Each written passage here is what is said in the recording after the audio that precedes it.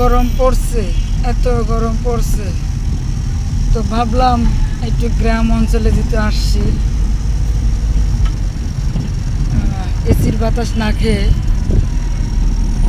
আল্লাহর দানের যে বাতাস সেটা খাই। আর যারা শহরে থাকেন তারা অনেক মিস করবেন, এই গ্রামের অক্সিজেন পাচ্ছেন না। আমি কিন্তু খাচ্ছি ভাই ফুললি গ্রামের অক্সিজেন, আর আপনাদের সাথে কথা বলতেছি। আর ভাগ্না মানে সুযোগ খুঁজতেছে গাড়ি টানার জন্য, কিন্তু পাচ্ছে না, রিক্সা বিট, এই জন্যে। তো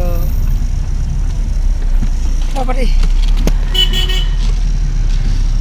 এই যে হলো গ্রাম, দেখেন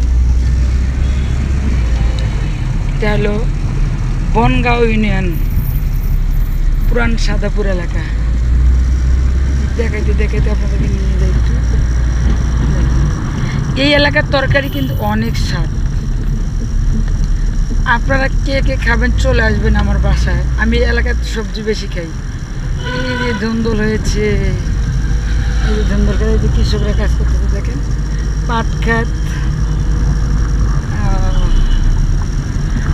এই যে দেখেন বন্ধুরা, তাহলে গ্রাম সাদাপুর পুরান বাড়ি। এই দেখেন, এই যে দেখছেন বীজ নিচ্ছে, ডাটার বীজ, ডাটা। এটা দেখাই আপনাদেরকে। আসলে কৃষকরা অনেক পরিশ্রম করে, অনেক কষ্ট করে, সেই তুলনায় আমরা কিছুই করতে পারবো বাবা, আমরা ঝাঁকিও বানাচ্ছি।